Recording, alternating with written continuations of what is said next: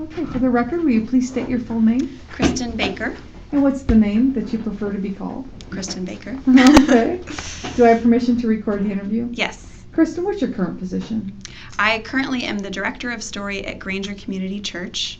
And basically, I was a high school language arts teacher for 9 years, and they offered me this position. And even though it's not a teaching position, basically I was writing lesson plans for adults in a church instead of kids in a classroom. Mm-hmm. So I'd write elements that would enhance the sermon or the lesson that was being taught that weekend. So dramatic elements, video elements, story elements, interviews with people telling their inspirational stories of what they've done.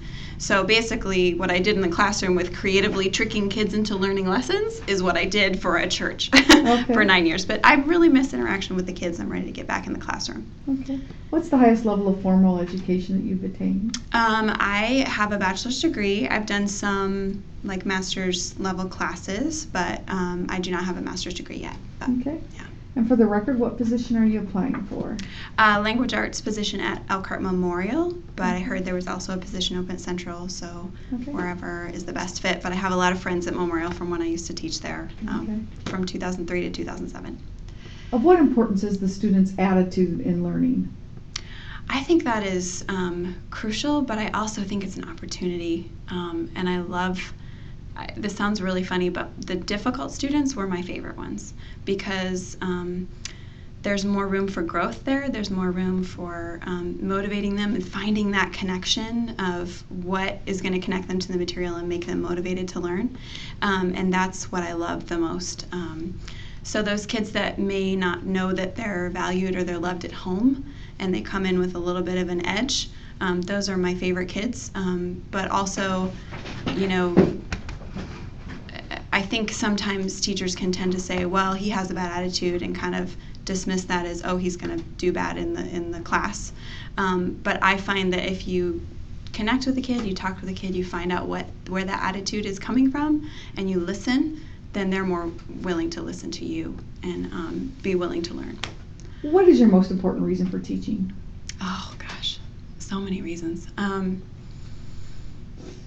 I know this may sound odd, but I learn almost as much from my students as they do from me. I think that we tend to think that young people, we come into the classroom with all this wisdom, and they do not have the wisdom, and we come in and we're supposed to give that to them. What I find is students actually have a lot to offer this world, and helping them figure out what that is and find their place and their voice and their unique way of learning is adding value to me and to the future of our community.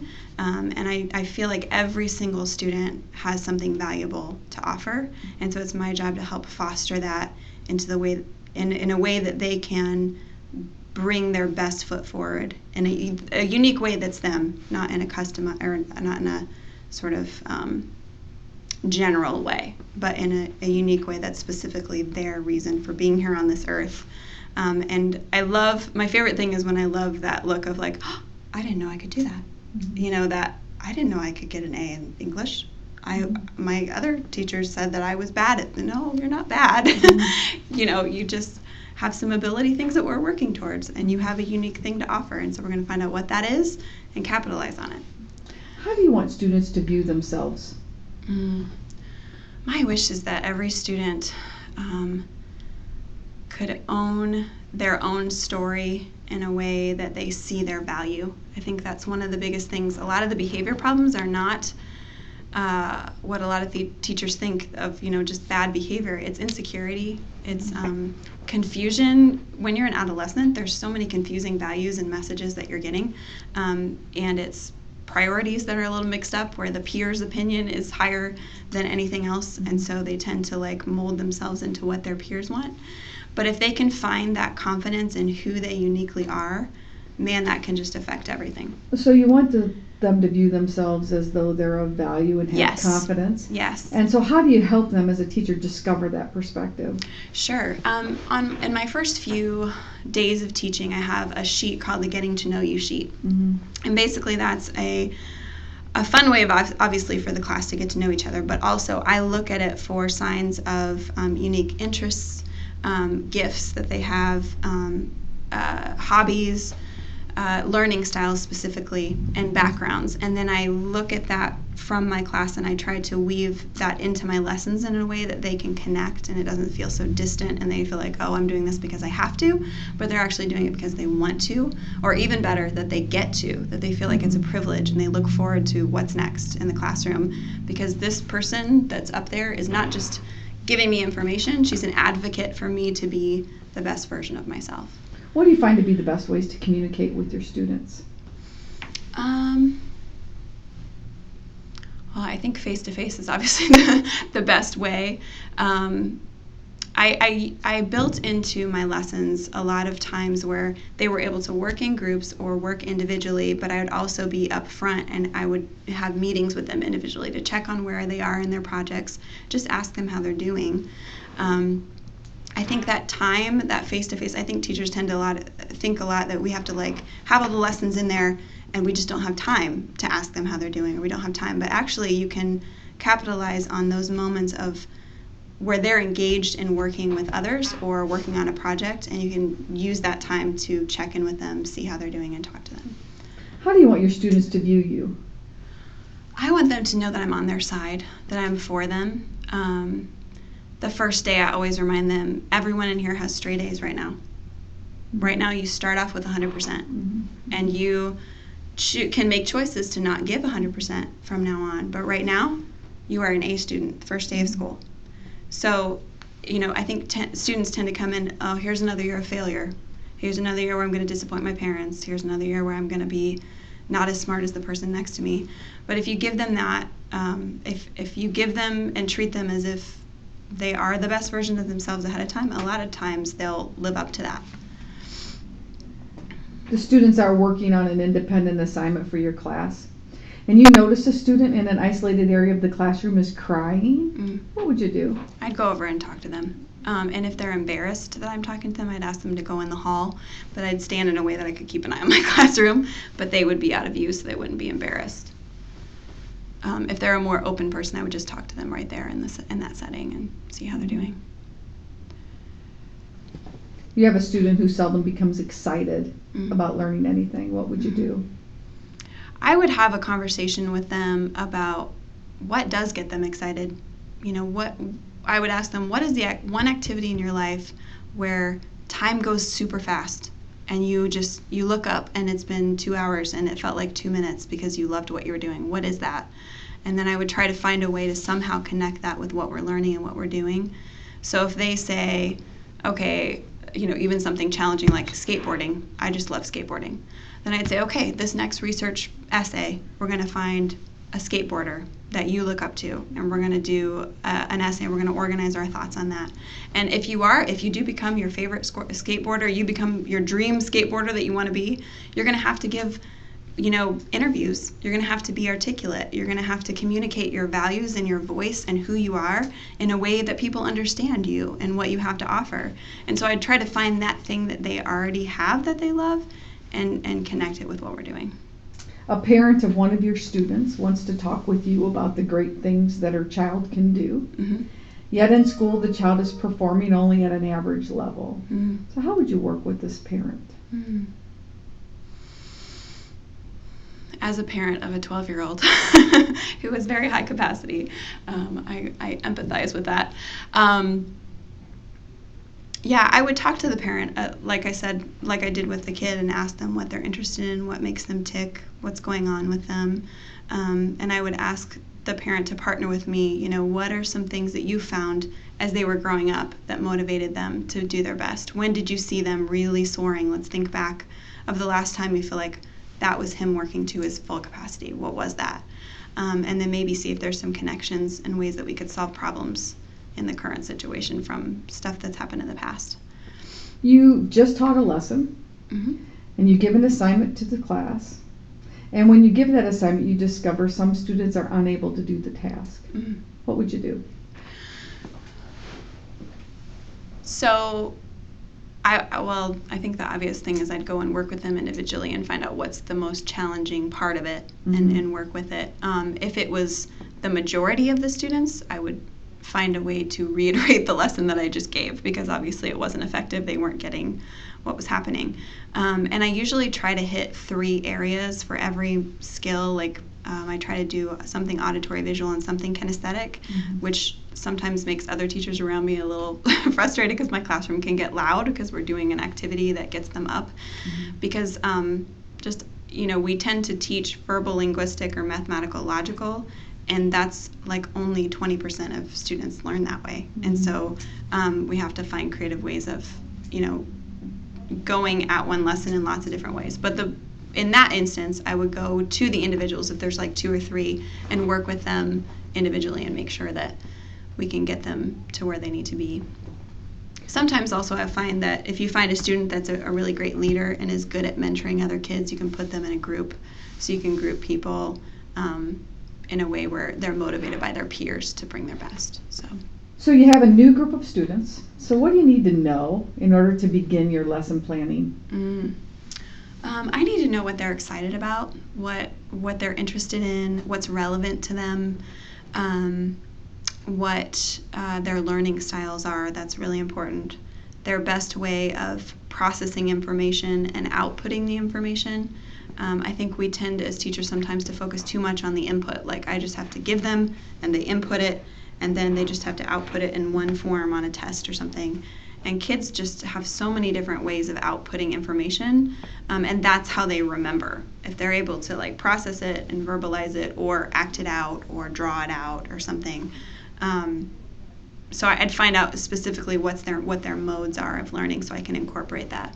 Another thing I found that's fun is I find out about their family background too. So like we do a multicultural literature thing. So I would tailor my multicultural literature lessons to who is in my classroom to make sure that we're talking about their heritage and things like that, and not just get a list of 10 different heritages that we have to cover, but really dive deep into the ones that matter to them, and still try to keep it open and do lots of different things. But that was one of my favorite lessons to do.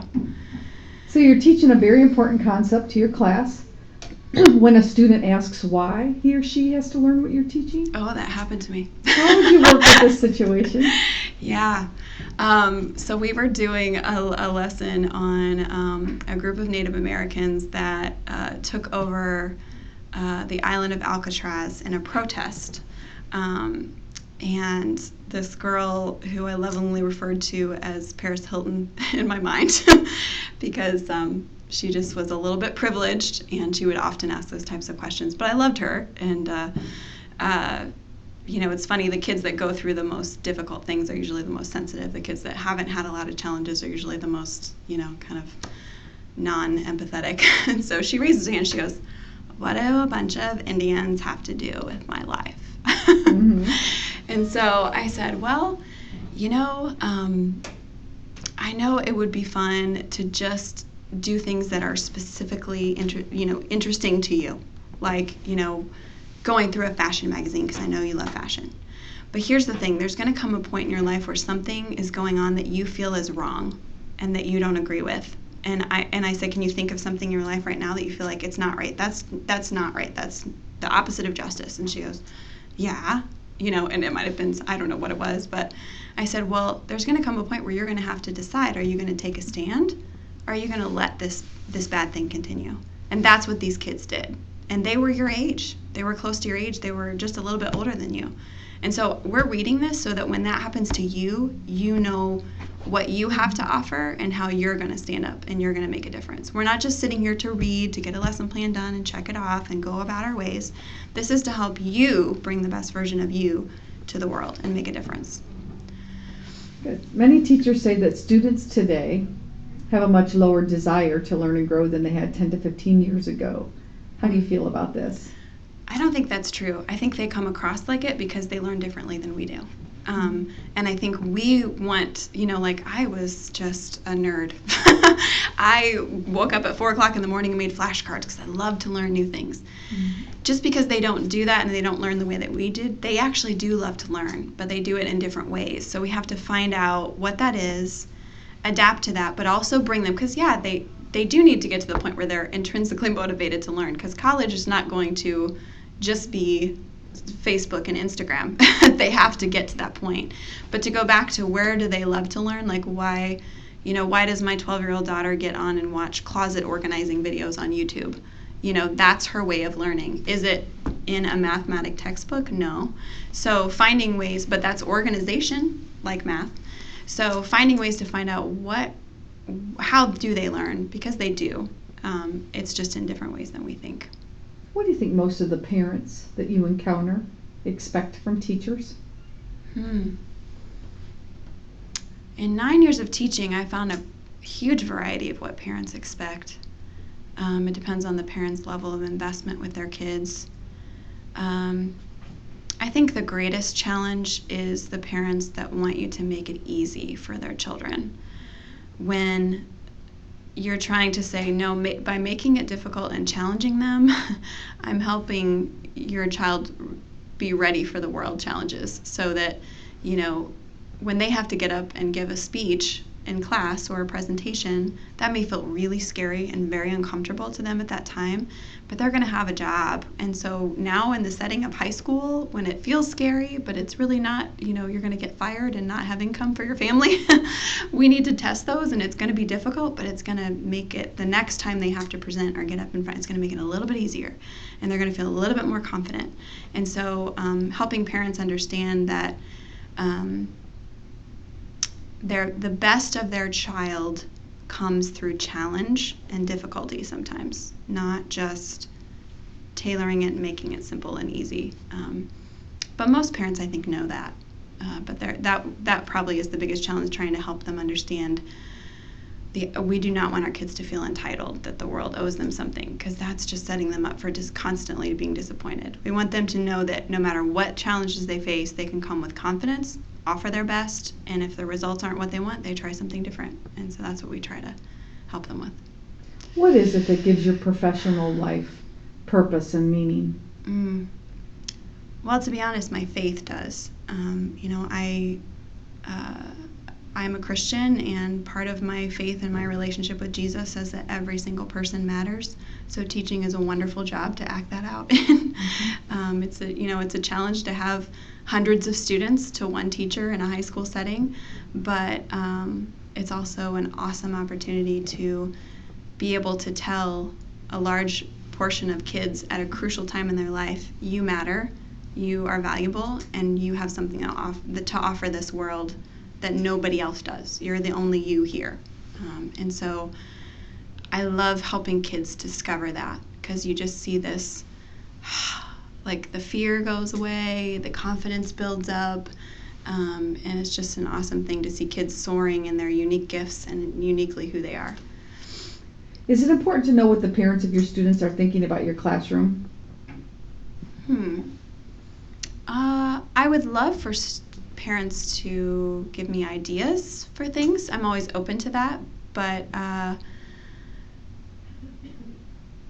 always open to feedback, but at the same point, I don't tailor what I do to other people's opinions as much, because I look for what's right for the kids.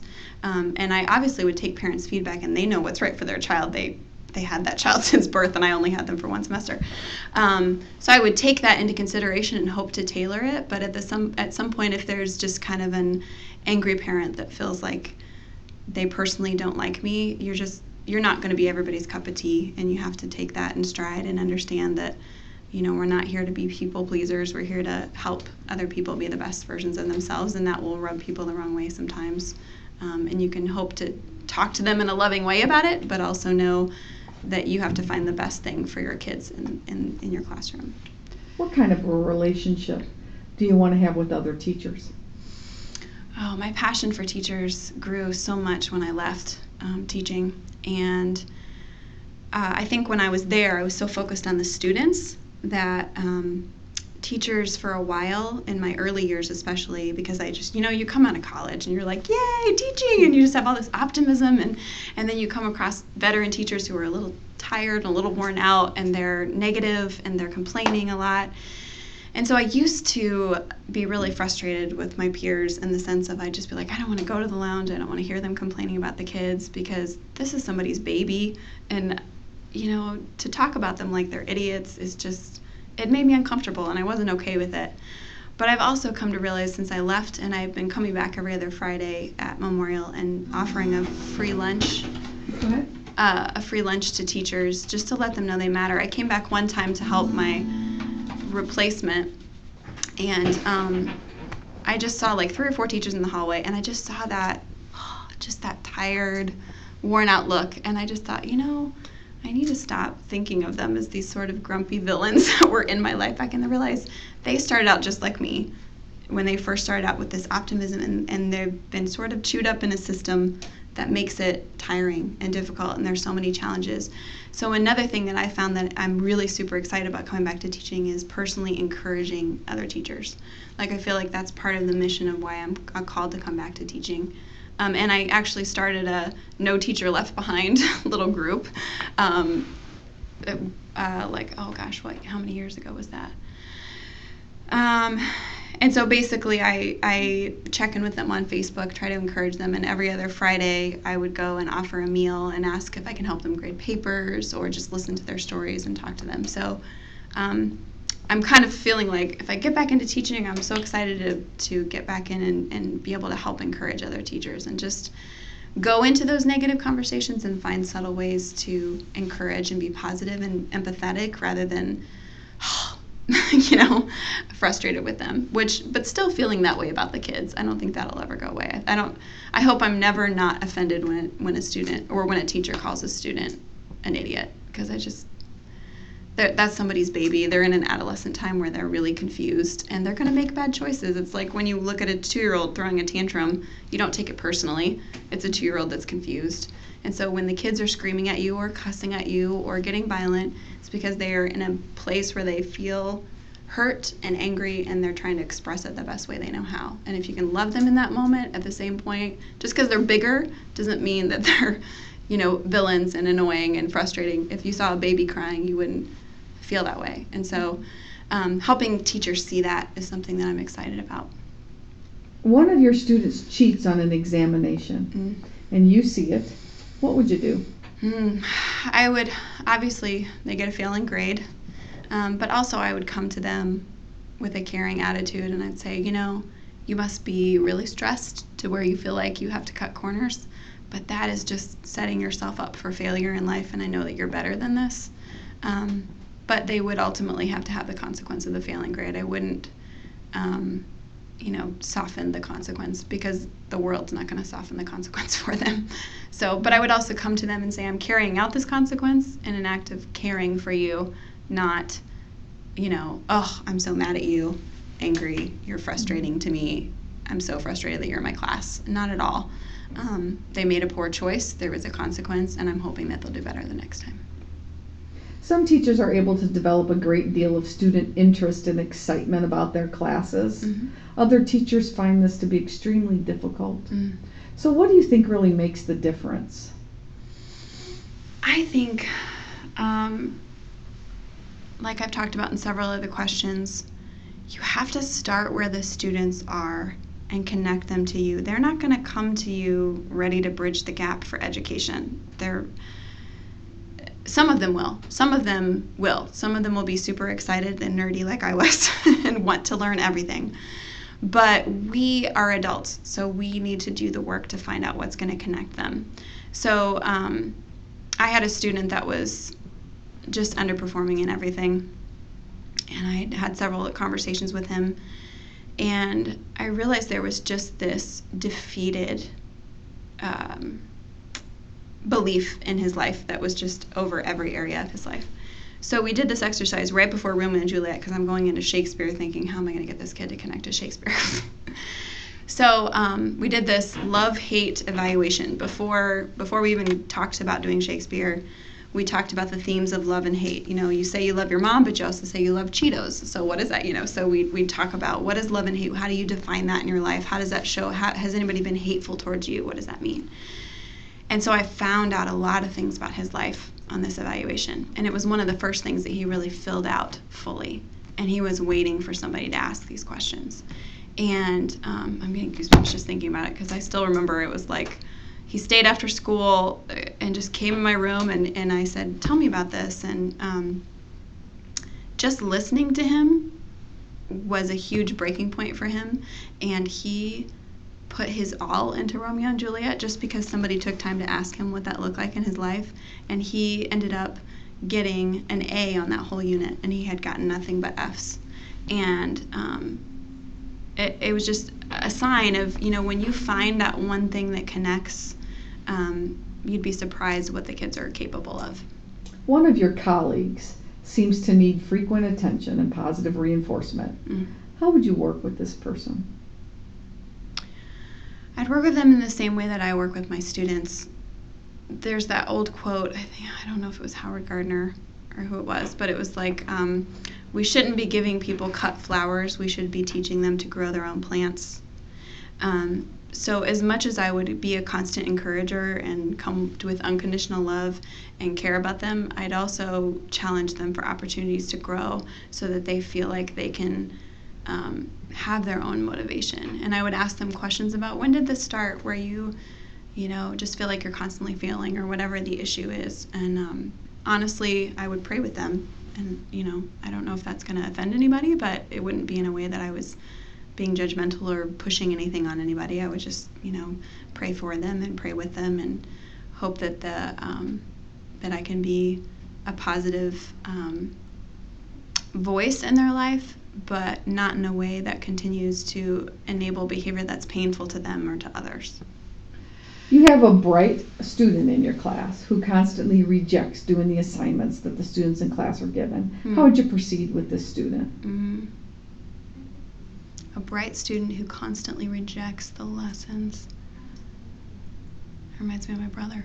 My brother was a genius, but he was always feeling like assignments were beneath him, and he was above it, and it was menial work, and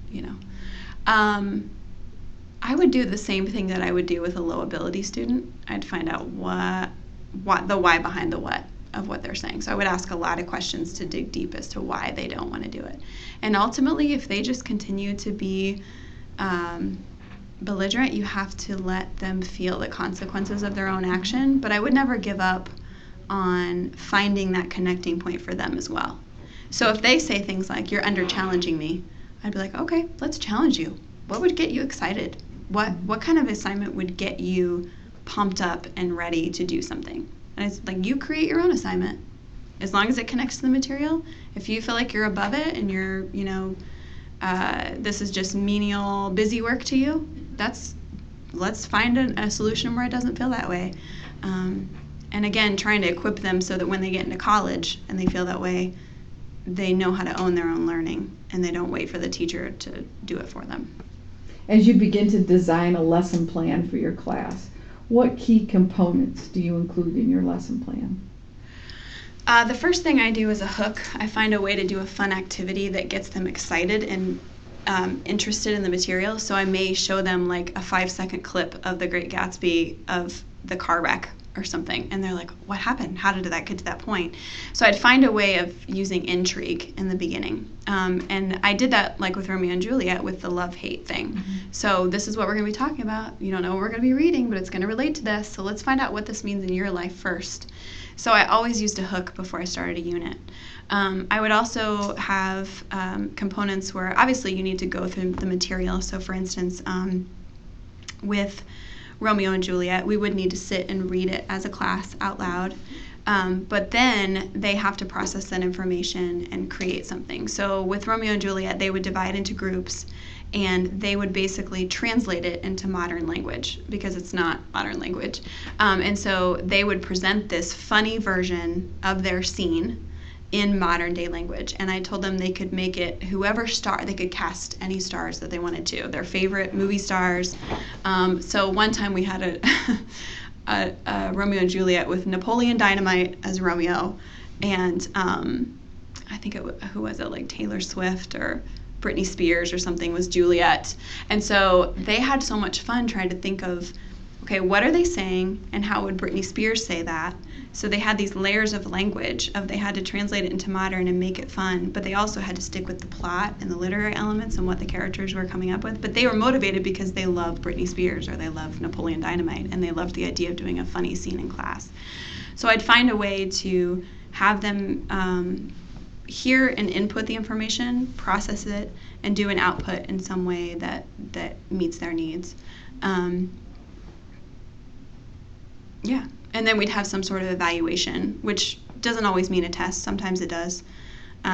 Sometimes it's I usually had 10 different choices for each sort of evaluation project, and those were all based on the 9 different learning styles with some variations.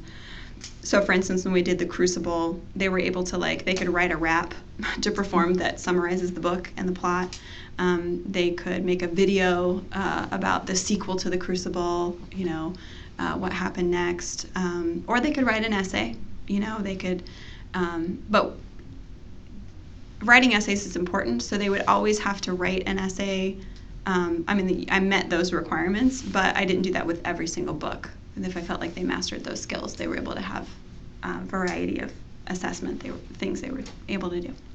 Educators often struggle with making learning in school practical to life. Mm. So do you do anything to ensure that what you do in the classroom will transfer to life situations? Yeah. We would do that a lot because, I kept telling them, it's okay for me to teach you how and what to do, but if you don't have a why behind it or a way that you can apply it to life, we're kind of wasting our time. So, for instance, there's a Langston Hughes poem, Letter to My Mother, and so I'd have them write a letter to their mother. And, it's Mother's Day or it's your mother's 60th birthday and this is in the future. What would you say to her? What would you thank her for? And so understanding that all of these things that we do in class are applicable to everyday life. When you propose, guys, to your spouse, you're going to want to do it in an eloquent way, in a way that they can understand. If you have to give a presentation in a work setting, you're going to have to be understandable and clear in your communication. When you're applying for jobs, all those things. So I would always relate it back, even if we're sitting there diagramming sentences and they're just, I see that look of, what are we doing? I'd say, this is not just to do diagramming sentences. This is so that when you communicate your thoughts that you have that add value to this world, people can understand you and you come across in a way that shows your intelligence. So this covers the questions I wanted to ask you. Mm-hmm. Kristin, is there anything that you'd like to add that helps us know more about you or your views of teaching? I think I said most of it. Okay. I'm never,